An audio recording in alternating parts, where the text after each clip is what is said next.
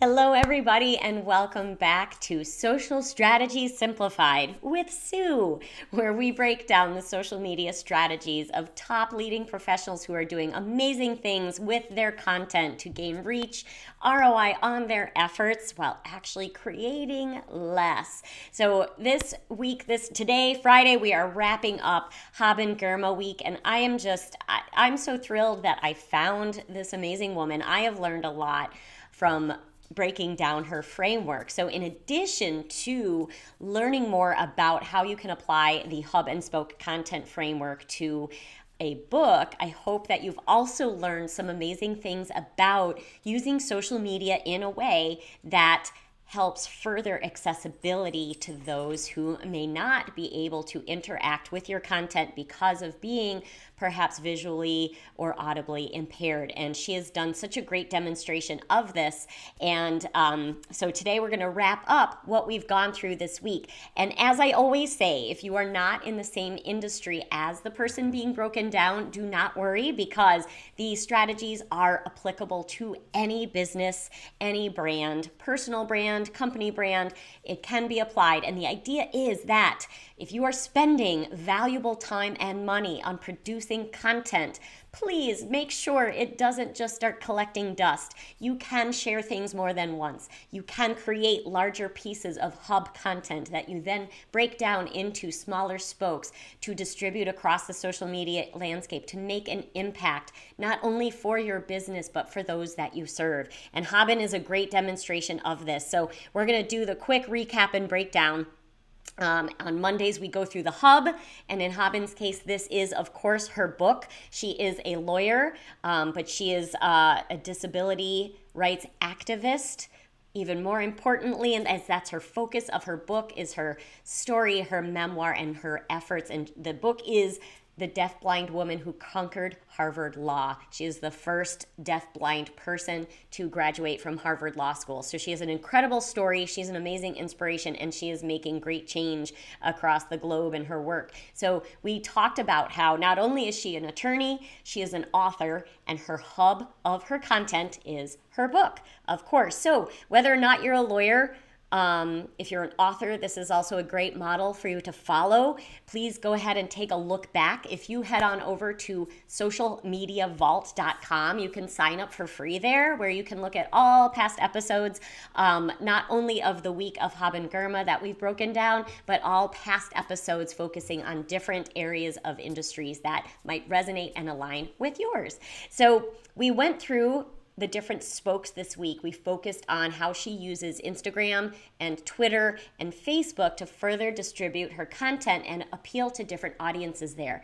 So we can see she has definitely done a lot of cross-posting of content, but one of the things that I demonstrated as we walked through the different channels was how she does take the time to edit so that anything she cross-posts from one channel to the other does meet and adapt to the audience and sort of the rules of the channel. So just a real quick recap on what one of those might be is, for example, saying link in bio with a link in bio without a URL on Instagram, but making sure if that content's moved over to Twitter or Facebook that you take out the link in bio, put in the link so that people can go back to, in her case, she drives traffic back to her website so people can choose where they want to buy the book, which is something I think is very important in today's world, whether it's Amazon or your favorite independent retailer. And also making sure that things like hashtags and mentions are adapted to the channel so it's not a simple cross post. So we go through those spokes on Tuesdays, Wednesdays, and Thursdays, and then the final day is the K and the E of the spoke, which is keep engaging. And she does an extraordinary job of this. And we can see how she also does this in a very special way, which is different from what a lot of other influencers or big brands may do. And what we often see is that it's great to do this too, because at least you're acknowledging. A lot of times what people might do is they might feel overwhelmed with all the commentary and just come back, leave a heart, or come back and just respond with like a high five or a heart. What Haben does is she actually takes the time to respond to each and every one of these comments in a unique way. So even if there's not much to say but a thank you or giving a gratitude or acknowledgement, she does it a little bit different each time, which I think is really super special. Happy reading, I'm excited for you to read it, Sunday. So it also indicates that she is reading, not just responding and clicking hearts, but she's actually acknowledging what the person has said in her response back, which is so important.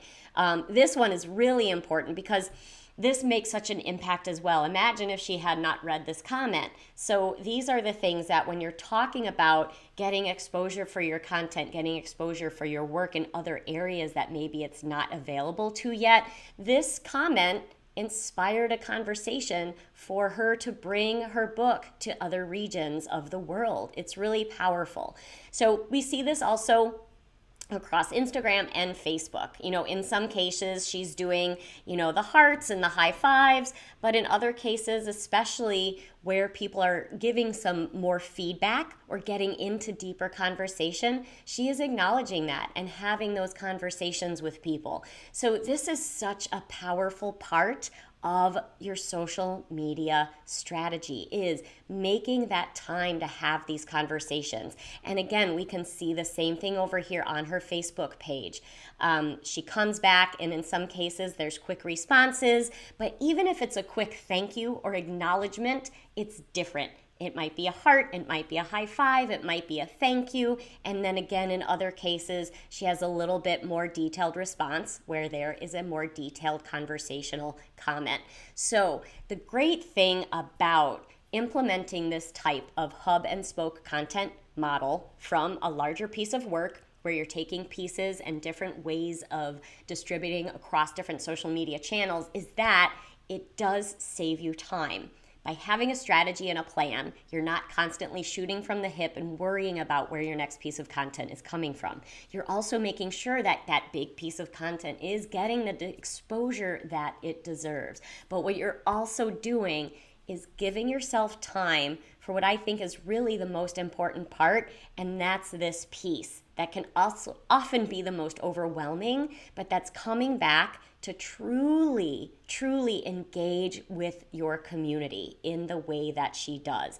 This is what continues the growth. So many people always ask me, how do I build my Facebook page following? How do I build my Instagram following? How do I grow my audience without doing a lot of advertising? Well, this is the way.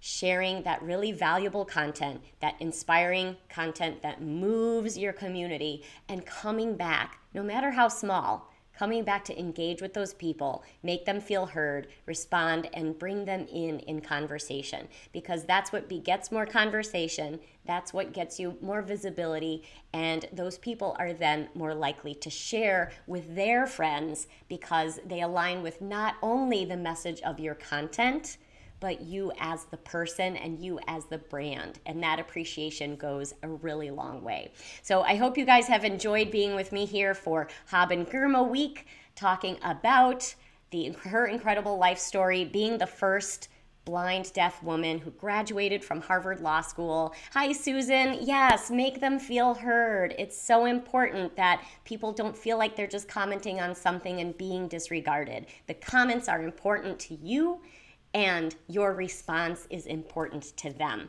And I hope you've also learned some other things that we've pointed out along the way this week, and that is making your content inclusive and accessible, just like she does here. To just go over this example one more time because I think it's so important. She describes what's happening in the photo so that those using accessibility tools can have the experience of visualizing in their mind what those of us can see.